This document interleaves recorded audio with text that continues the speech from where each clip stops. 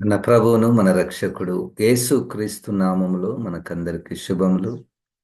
దేవుడు మనల్ని ఎంతగానో ప్రేమిస్తున్నాడు, కృప చూపిస్తున్నాడు. దేవుని సన్నిధిలోనికి వచ్చుటకు ఇట్టి అవకాశాలను దయచేస్తున్నాడు. దేవుని యొక్క మాటలు వినడానికి దేవుడు మనకిచ్చినటువంటి సమయాన్ని బట్టి దేవునికి వందనాలు. కీర్తనల గ్రంథము 15వ అధ్యాయము 33వ కీర్తన 15వ వచనము. కీర్తనలు 33, 15వ వచనము. ఆయన వారందరి హృదయములను ఏకరీతిగా నిర్మించినవాడు, వారి క్రియలన్నీయు విచారించువాడు, వారిని దర్శించువాడు. ఈ ఈ వచనములో నరుల పట్ల దేవుడు చేసే 3 కార్యములు ఇక్కడ మనం చూస్తున్నాం. ఒకటి, వారి యొక్క హృదయములను ఏకరీతిగా నిర్మించినవాడు, మొదటిది. రెండవది, వారి యొక్క హృదయములను విచారించువాడు. మూడవది, వారిని దర్శించువాడు. దేవునికి స్తోత్రం. వారిని, భూలోక ప్రజలను దర్శించువాడు, తన ప్రజలను దర్శించువాడు. దర్శించుట అంటే వచ్చుట, వారి సహాయము కొరకై వచ్చుట, వారి రక్షణ కొరకై వచ్చుట. దేవుడు మానవాళిని దర్శించుట. దేవునికి స్తోత్రం. ఈ పదం చూడండి, సాధారణంగా భక్తులు దేవుణ్ణి దర్శించుకుంటారు. అది సర్వసాధారణము. దేవుడు మానవాళిని దర్శించుట, దేవుడు మానవాళి కొరకు వచ్చుట. ఇట్టి కార్యములో మనం చాలా ధన్యులము. ఎందుకంటే మనము దేవుని కొరకు విచారించలేదు, దేవుడే మన కొరకు విచారించాడు, దర్శించాడు. తప్పిపోయినటువంటి గొర్రెలు ఎవరండి? నేను. తప్పిపోయినటువంటి గొర్రెలు ఎవరు? నువ్వు. ఎవరు మనల్ని తీసుకుని రాగలిగారు? ఎవరు మనల్ని తీసుకుని రాగలిగారు అంటే యేసుక్రీస్తే. ఆయన మనల్ని తన కృప చేత, తన ప్రేమ చేత, ఆయన ప్రాణము పెట్టేంతగా మనల్ని ఆయన దర్శించాడు. ఎంతో మంది లోకంలో ఉన్నారు, వారందరికీ సువార్త ప్రకటించబడుతుంది.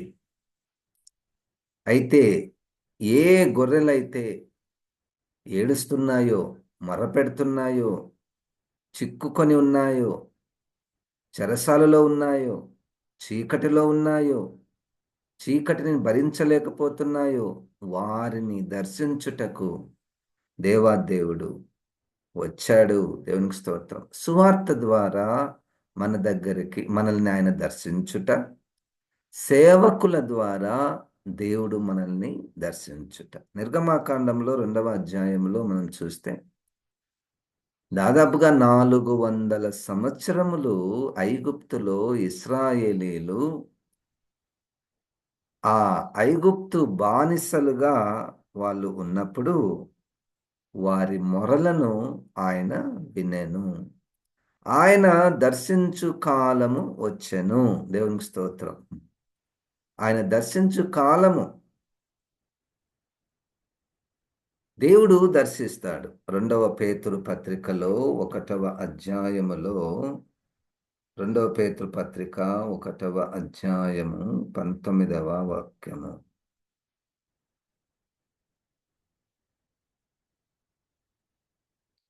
మరియు ఇంతకంటే స్థిరమైన ప్రవచన వాక్యము మనకున్నది. తెల్లవారి వేకువ చుక్క మీ హృదయములలో ఉదయించు వరకు ఆ వాక్యము చీకటి గల చోటున వెలుగిచ్చు దీపమైనట్టున్నది.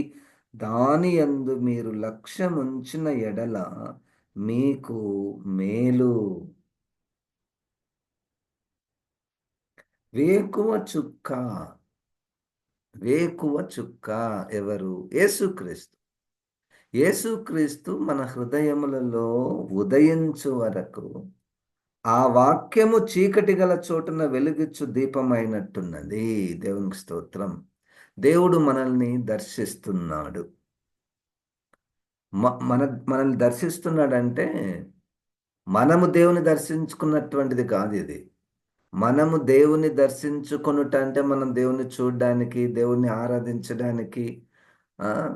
ఆయన ముఖ దర్శనం చేసుకోవడానికి మనం వెళ్తాము. కానీ ఆయన వచ్చేది మనల్ని చూడ్డానికి, మన ముఖ దర్శనం చేసుకోవడానికి కాదు. మన హృదయములలో ఆయన ఉదయించుటకు. దేవునికి స్తోత్రం. ఆ పదం చూడండి, ఉదయించుట అంటే అర్థం ఏంటంటే చీకటిని చీకటిని తొలగించి వెలుగు వచ్చుట. ఆ వేకువ చుక్క ఆ యేసుక్రీస్తు మనలో ఉదయించు వరకు ఈ వాక్యము చీకటి గల చోటున వెలుగిచ్చుటకై వెలుగిచ్చేటటువంటి దీపమై ఉన్నది. దేవునికి స్తోత్రం. హల్లెలూయా. మనము అంటే వాక్యమును బోధించువారు, వినేటటువంటి వారు, ధ్యానించేటటువంటి వారు కోరుకోవలసినటువంటిది ఏంటంటే, ఈ వాక్యము ద్వారా నాలో యేసుక్రీస్తు ఉదయించాలి. దేవునికి స్తోత్రం. అదే యాకోబు పత్రికలో కూడా 1వ అధ్యాయము 21వ వచనము.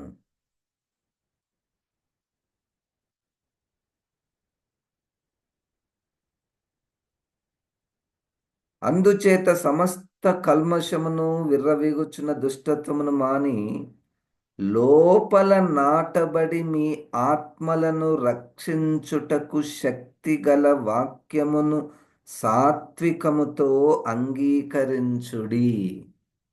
దేవుడు మానవాళిని దర్శించే పద్ధతి వాక్యము ద్వారా. ఇంకొక మాటలో దేవుడు మానవాళిని దర్శించేది యేసుక్రీస్తు ద్వారా. అంటే దర్శించే అంటే సహాయము చేసే. దేవుడు మానవులకు ఏ విధంగా సహాయం చేయడానికి ఇష్టపడుతున్నాడు అంటే యేసుక్రీస్తు ద్వారా, వాక్యము ద్వారా మన మన లోపల నాటబడి మన ఆత్మలను రక్షించుటకు శక్తిగల వాక్యము. దేవునికి స్తోత్రం. మనుషులను రకరకాలుగా రక్షిస్తారు. రకరకాలుగా ఒక మనిషి ఇంకొక మనిషిని రకరకాలుగా రక్షించే పద్ధతులు ఉన్నాయి. రక్షిస్తున్నారు. పేదవారికి సహాయం చేయుట, బలహీనులకు బలంనిచ్చుట, అనారోగ్యం ఉన్నటువంటి వారికి హాస్పిటల్స్ ఉన్నాయి. ప్రభుత్వం వారు ఎన్నో ప్రయత్నాలు, ఎన్నో వారిని రక్షించే పేదలకు సహాయం చేయుట, పెన్షన్స్ ఇచ్చుట, సహాయం చేయుట, రకరకాలైనటువంటి ఒక భౌతికమైనటువంటి రక్షణ చాలా లోకంలో ఉన్నాయి. ఇక్కడ పాయింట్ ఏంటంటే ఆత్మరక్షణ. ఆత్మని ఎవరు రక్షిస్తారు? ఆత్మను రక్షిస్తారంటే అసలు ఆత్మకి ఏమైందని రక్షించాలి? ఏం రోగం వచ్చిందని రక్షించాలి? ఏ విషయంలో బలహీనంగా ఉందని రక్షించాలి? ఆత్మకు లేదా మనస్సాక్షికి అంటుకున్నటువంటి కల్మషమును, ఆ కల్మషమును, ఆ హృదయము ఘోరమైన వ్యాధితో నింపబడినటువంటి ఆ హృదయమును బాగు చేసేది, రక్షించేది, ఆ ఆత్మలను రక్షించేది శక్తి కలిగినటువంటి వాక్యము అనగా యేసుక్రీస్తే. మళ్ళా కనుక దేవుడు దర్శిస్తున్నాడు. వారిని దర్శించును. ఎట్లా?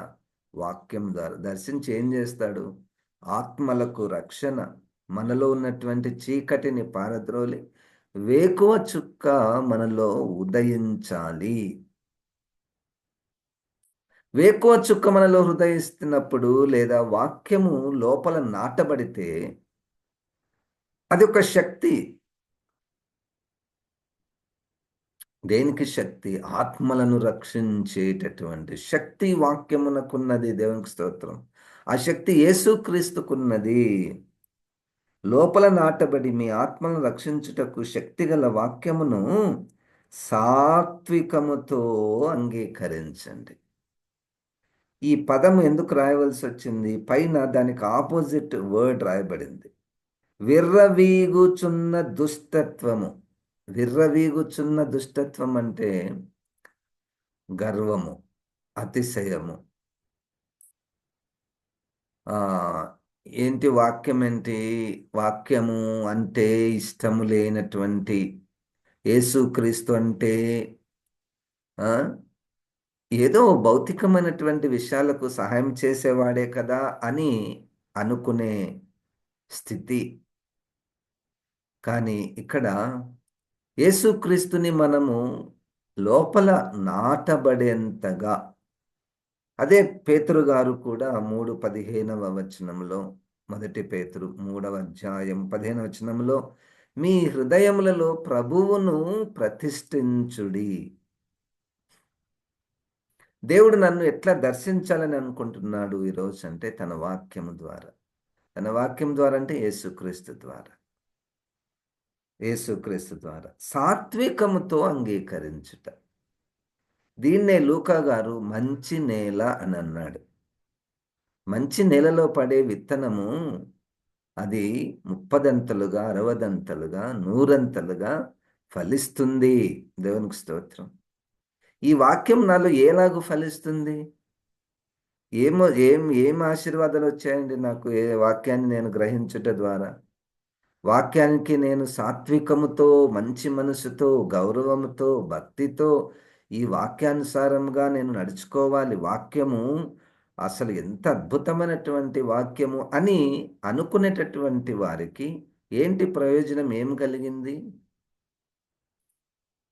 భౌతికముగా విషయమైనటువంటి విషయాలు ప్రక్కన పెట్టి, భౌతికమైనటువంటి విషయాలు ప్రక్కన పెట్టి, ఈ వాక్యాన్ని అనగా యేసుక్రీస్తుని మనకు ఇంత దగ్గరగా తీసుకొని రావడంలో నాకు వచ్చినటువంటి లాభము, పంట, ఫలము ఏమిటి అంటే ఆత్మ సంబంధమైనటువంటి ఎదుగుదల. దేవునికి స్తోత్రం. ఆత్మ సంబంధమైనటువంటి ఎదుగుదల. ఈ లోకానికి వేరుగా, లోకాశలకు వేరు అయినటువంటి జీవితం దేవుడు నాకిస్తే దానికి మించినటువంటి ఇంకా ఆశీర్వాదం లేదు. సాత్వికముతో అంగీకరించే మనస్సు. వాక్యాన్ని, యేసుక్రీస్తుని సాత్వికముతో అంగీకరించే మనస్సు, తగ్గించుకొని అంగీకరించే మనస్సు. ఇది the word of God is authority over all our life. మన జీవితానికి పైన అధికారం ఎవరికి ఉంది? ఎవరికి ఉంది అంటే వాక్యానికి. ఎవరికి ఉంది అంటే ప్రభు అయినటువంటి యేసుక్రీస్తుకి. నేను నీ మాట వింటానయ్యా, నేను నీ వాక్యాన్ని వింటానయ్యా అన్న మనసు ఉంటే దాన్ని సాత్వికముతో వాక్యాన్ని అంగీకరించుట అని అందురు. వాక్యానికి మానవ పద్ధతులను ఆపాదించకూడదు. హైయెస్ట్ అథారిటీ, ఇక తిరుగులేనటువంటి మనల్ని పరిపాలించేది, మనకు ఒక రాజ్యాంగం వంటిది. వాక్యమై ఉన్నటువంటి సజీవుడైనటువంటి యేసుక్రీస్తు, ఆయన మనకు రాజ్యాంగము. అది తెలియచేయడానికి ఉపయోగపడేది మన చేతిలో ఉన్నటువంటి పరిశుద్ధ గ్రంథము. మొదటి తెస్సలోనిక పత్రిక 3వ అధ్యాయము 13వ వచనము. మొదటి తెస్సలోనిక 3వ అధ్యాయము 12, 13 చదువుతున్నాను. మరియు మన ప్రభువైన యేసు తన పరిశుద్ధులందరితో వచ్చినప్పుడు మన తండ్రి అయిన దేవుని ఎదుట మీ హృదయములను పరిశుద్ధత విషయమై అనింద్యమైనవిగా ఆయన స్థిరపరచుటకై మేము మీ ఎడల ఎలాగు ప్రేమలో అభివృద్ధి పొంది వర్ధిల్లుచున్నామో అలాగే మీరును ఒకని ఎడల ఒకడును మనుషులందరి ఎడలను ప్రేమలో అభివృద్ధి పొంది వర్ధిల్లునట్లు ప్రభువు దయచేయునుగాక.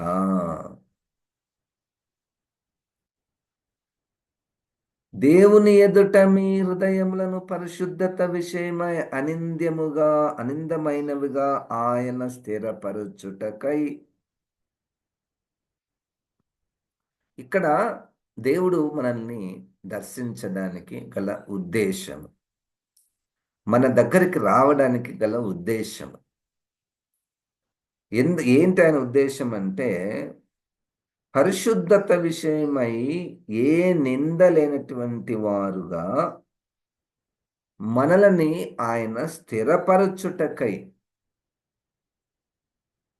మనల్ని ఆయన స్థిరపరచుట కొరకై మనము అనింద్యులుగా పరిశుద్ధులుగా ఉండాలని ఆయన మనల్ని దర్శిస్తాడు. దేవుడు నన్ను దర్శించాడు ఎందుకు? అనేక కారణాలలో నీ హృదయములు ఆయన ఉదయించుటకు, అనేక కారణాలలో మనల్ని మన ఆత్మకు అంటుకున్నటువంటి కల్మషాన్ని తొలగించుటకు దేవుడు నన్ను దర్శించాడు. ఎందుకు?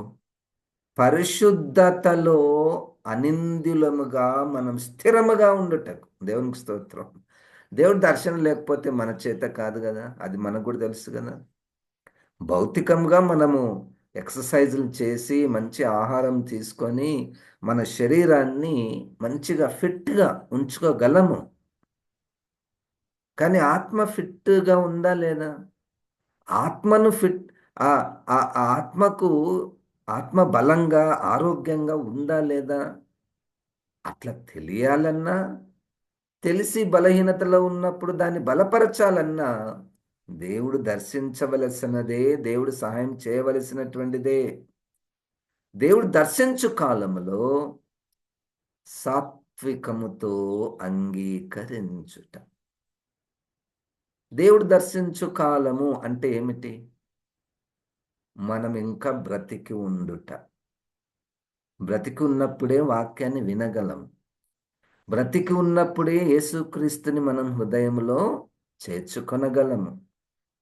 బ్రతికి ఉన్నప్పుడే మనం ఈ లోకంలో పరిశుద్ధంగా జీవించగలము. బ్రతికి ఉన్నప్పుడే. ఆయన దర్శించు కాలమున సువార్త ద్వారా, సేవకుల ద్వారా రకరకాలుగా దేవుడు మనల్ని దర్శిస్తున్నాడు. ఎందుకు? నీ హృదయములో వేకువ చుక్క ఉదయించు వరకు. నా హృదయంలో యేసుక్రీస్తు ఉంటే I must be a different person. నేను ప్రత్యేక మనిషిని, నువ్వు కూడా ప్రత్యేక మనిషివి. You cannot be like any other person. నువ్వు ఒక ప్రత్యేకమైనటువంటి విశిష్టమైనటువంటి ప్రవర్తన క్రీస్తు నాలో ఉంటే, క్రీస్తు నీలో ఉంటే అప్పుడు మనం అనొచ్చు, దేవుడు నన్ను దర్శిస్తున్నాడు, దేవుడు నన్ను దర్శించాడు. వాక్యము ద్వారా దేవుడు మనల్ని దర్శిస్తున్నాడు. దేవునికి స్తోత్రం. చూడండి, రోమా పత్రికలో 10వ అధ్యాయము 10వ వచనములో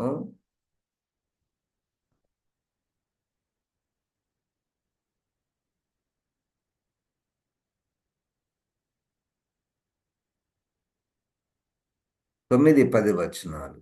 అదేమనగా, యేసు ప్రభువని నీ నోటితో ఒప్పుకొని దేవుడు మృతులలో నుండి ఆయనను లేపనని నీ హృదయమందు విశ్వసించిన నీవు రక్షించబడదువు. ఏలైనగా నీతి కలుగునట్లు మనుష్యుడు హృదయములో విశ్వసించును, రక్షణ కలుగునట్లు నోటితో ఒప్పుకొనును. దేవుడు దర్శించుటకు గల కారణము, మనము నోటితో ప్రభువని ఒప్పుకొనుట. నోటితో ప్రభు అని ఒప్పుకొనుట అంటే మీరందరూ ప్రభువా అని చెప్పండి అంటే మీరు ప్రభువు లేదా నేను యేసుక్రీస్తు నా ప్రభువు అది కాదు. నోటితో ఒప్పుకొనుట అంటే ప్రభు అని పలుకుట కాదు. యేసుక్రీస్తు నన్ను పరిపాలించువాడు అని ఇతరులకు చెప్పుట. దాన్ని నోటితో ఒప్పుకొనుట అని అంటారు. యేసుక్రీస్తు చెప్పినట్టు నేను వింటాను.